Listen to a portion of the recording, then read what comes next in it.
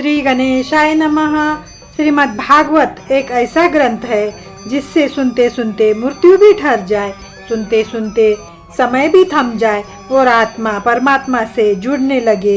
यही है ज्ञान की गंगा, सनातन संस्कृति का वो रत्न जो केवल ग्रंथ नहीं, जीवित एक अनुभव है।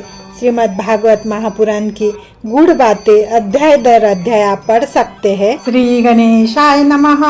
श्रीमद् भागवत महापुराण षष्ठम स्कंद अध्याय 4।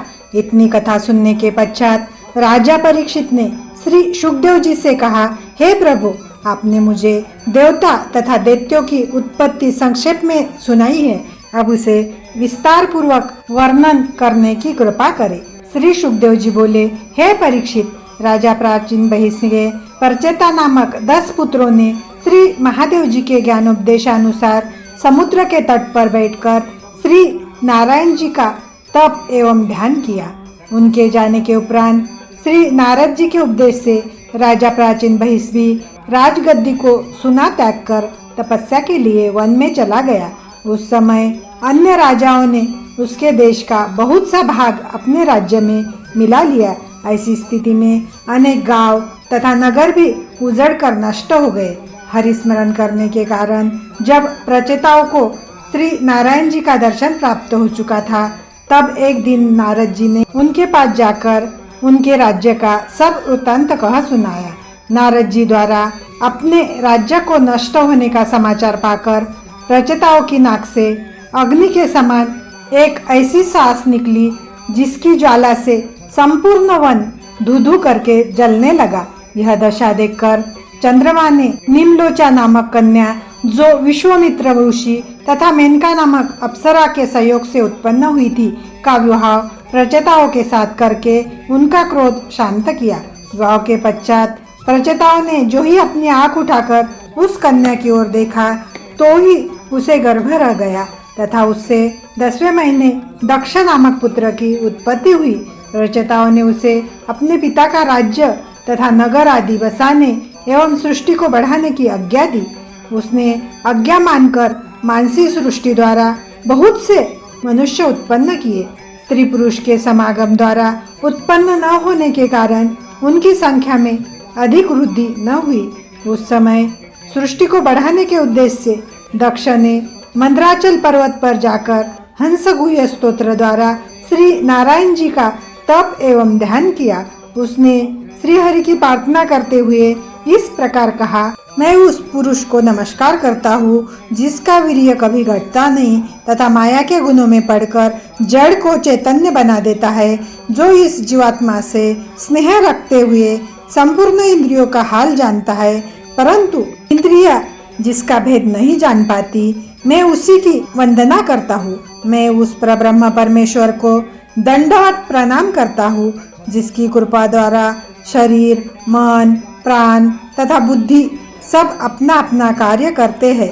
मैं उस अविनाशी पुरुष के चरणों का स्पर्श करता हूँ, जिसके चरणों का ध्यान ज्ञानी लोग 8 प्रहर अपने हृदय में धरते हैं तथा उन्हें निरंतर प्रणाम करते हैं।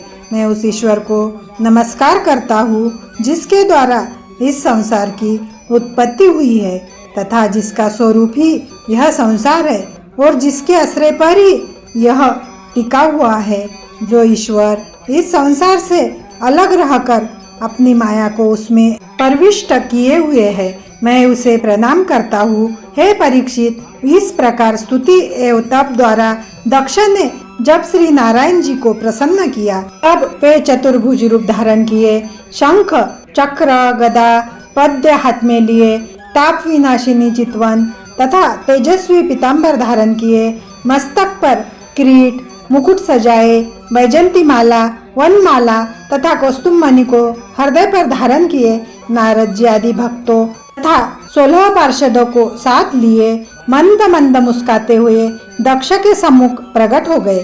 श्री नारायण जी के उस सुंदर स्वरूप को देखकर दक्ष ने अत्यंत प्रसन्न हो उन्हें साष्टांग दंडवत किया।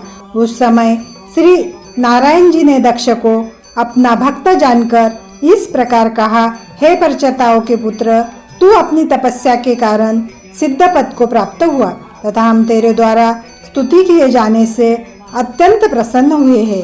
ब्रह्मा शिव आदि अपने भक्तों को मैं अपना मित्र समझता हूँ। मेरा हृदय तप है, शरीर यज्ञ है, आत्मा धर्म है तथा प्राण देवता है।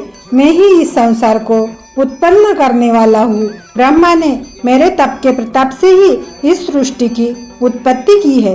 अब तुम पंचजन्य प्रजापति की पुत्री असिकनी से विवाह करके मैथुन सृष्टि को उत्पन्न करो।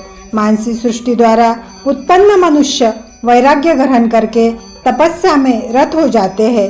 उन्हें किसी से स्नेह नहीं होता, परंतु मैथुनी सृष्टि से उत्पन्न जीव संसारी मोह माया में इस प्रकार लिपटे रहेंगे जिस प्रकार चींटी गुड़ से लिपटी रहती है। आज से सब जीवों की उत्पत्ति मैथुन द्वारा ही होंगी तथा सब लोग अपने अपने कर्मों का फल प्राप्त करेंगे। इस प्रकार कहकर श्री नारायण जी अंतर्धान हो गए। तत्पश्चात दक्ष भी उस कन्या से विवाह करके अपने घर लौट आए तथा राज्य करने लगे। आगे की कथा अगले वीडियो में। इति श्रीमद्भागवत महापुराण सुखसागर कथा षष्ठम स्कंद अध्याय 4 समाप्त।